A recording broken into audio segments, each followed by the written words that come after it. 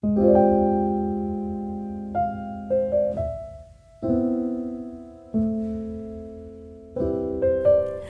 sweet sunbeams, how are you? Welcome to the studio. Today we're painting this piece, which I have titled Home. And I thought I would just have a little chat and talk you through the process. So I have this palette which I used for the last painting, the Snail Friends painting. And I stuck it on my wall just because I knew I wanted to use it later because I loved the colours and the texture that was going on. It's actually, I actually used a piece of paper from an off print of one of my Geekly prints and decided to use the back of it to mix my paint on. I'm definitely one of those people that likes to use what I have, and I don't mind if it's not necessarily the most beautiful thing in the world. And I like mixing my palettes on paper as well because then I can use the paper for collaging or for something like this for layering, for making new paintings on. Yeah, so that's what I decided to do. I was sort of feeling like I wanted to paint, but I didn't know what I wanted to paint. So looking at this palette that was stuck on my wall, I thought I'll use that. I'll go with the colors. I'll make some sort of negative space body thing. Didn't really go into it with much of a plan, but I sketched a little bit, came up with a little bit of direction. But yeah, still went into it without much direction, not really knowing what colors I wanted to do and how it was all going to work. But looking at the base colors, I thought I would go for, yeah, a very earthy, greeny landscape kind of look. And I wanted this character, this big curvy soft-bodied character, to be almost part of the mountain. Like I wanted them to be the landscape. And the little story that I came up with while I was making this artwork was about moving home. I was just thinking that I am one of those people who has grown up moving home, moving house every 1 to 3 years. I think the longest we stayed in a place might have been 5 years growing up, and sort of continued that tradition into adulthood. I'm getting tired of that.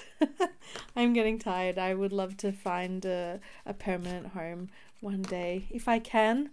So anyway, this artwork is kind of about that. It's about the picking yourself up and looking for a nice place to land again, to move. So she's sort of, yeah, holding a little home, figuring out where she wants to place the little home next on the landscape in front of her. So the materials I use are my good old friends, Holbein Acrylic Gouache. I love acrylic gouache.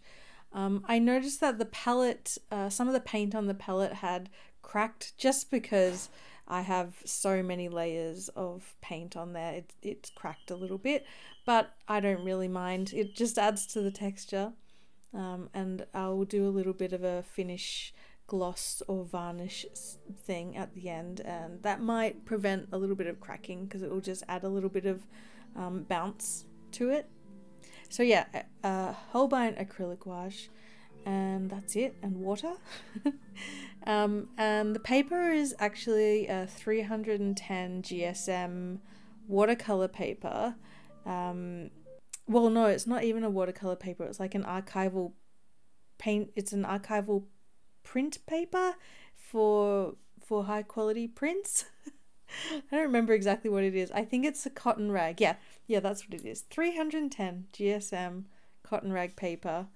And yeah, I loved painting on it. It was nice. I mean, I didn't really feel much of the texture of the paper because I was painting directly on dozens of layers of paint and stuff.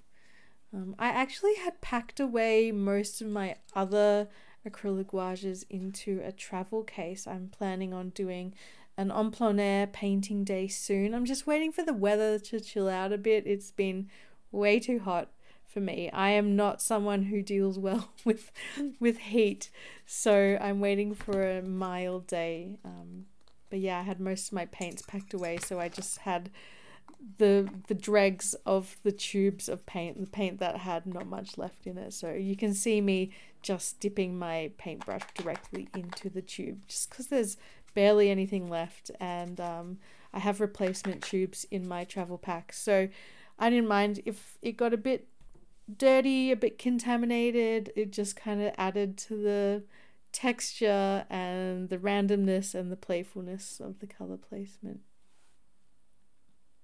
I really like working on a whim without too much planning. I love making funny little happy accidents, as our god Bob Ross likes to call them, happy little accidents, and then figuring out how to make them work, if I need them, if I need to remove them, if I need to exaggerate them. Yeah, it's such a good way to come up with different ways to paint things and different ways to see things, and especially when it comes to putting colors together and different textures together. There was plenty of times where I repainted a couple of things, but because my style here is very loose, it was actually not a scary thing to paint over. I redid the face like 2 or 3 times, tried a few different things. But yeah, because of the looseness of the style, I was able to just like scrub the paintbrush over it, and it kind of didn't really feel out of place. I think it worked really nicely. And I just decided to cover the little character's body in these big floofy abstract flowers as well, because I wanted the mountain to be covered in flowers, field of flowers, random big pink fluffy flowers. So yeah, and it just adds a nice flow as well, a bit of a like a line for your eye to follow up to the house, because I feel like the focal point is leading you up to where the house and the face kind of meet, that sort of area. So pulling your eye up with the flowers towards the house is nice, and the way that she's sitting with her legs posed to the side and bent upwards, that's a line of action that flows up to the house as well, and the curly whirly smoke of the chimney of the house as well brings your eye on a journey as well. So yeah, and they're really fun to paint in a loose way. You see the most detail belongs around the face and the house and that sort of thing. It's because the line of action or the flow of the pieces, it's just a direction for your eyes to take and for your mind to take. It's just a little path to get to the nice place that you rest at the end.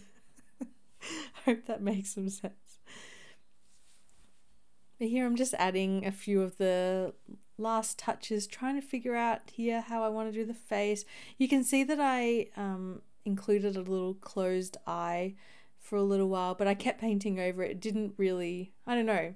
I think it was nice, but it didn't really work. It's not really what I wanted. I wanted the mountain to feel, or the person of the mountain, of the landscape, to feel a bit more, I don't know, not invisible, but like not necessarily a main character. So I removed their face. I removed their eyes. But yeah, so I wanted the viewer to kind of put their own thing onto the face. But yeah, I kind of liked how it turned out. The little house was nice. I loved using the positive and negative space, so there were some parts where I painted over the original underneath background and some bits where I left it. And I love the way the colours change in the body of the character. Yeah, and that's it. That's the final piece. This piece is also going to be the February 2024 Patreon artwork, and you get a double-sided mini print. One side you have the finished artwork, and the other side is like a sketchbook, like a collage sketchbook. And you also get a little vinyl sticker, which I am painting here.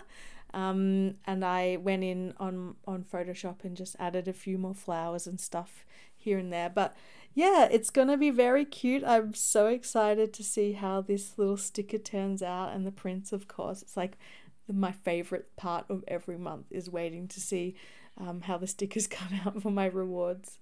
Yeah, so all home themed, all coziness themed, and I had a really nice time painting this piece. It was very low stress, really relaxing kind of day for me, which was really nice. And a great big thank you to my patrons. You are so wonderful. I love you endlessly. You are like a big splash of home. You are the cutest. Alright, thanks for watching the video, and I will see you in the next one. Okay, tooroo, bye.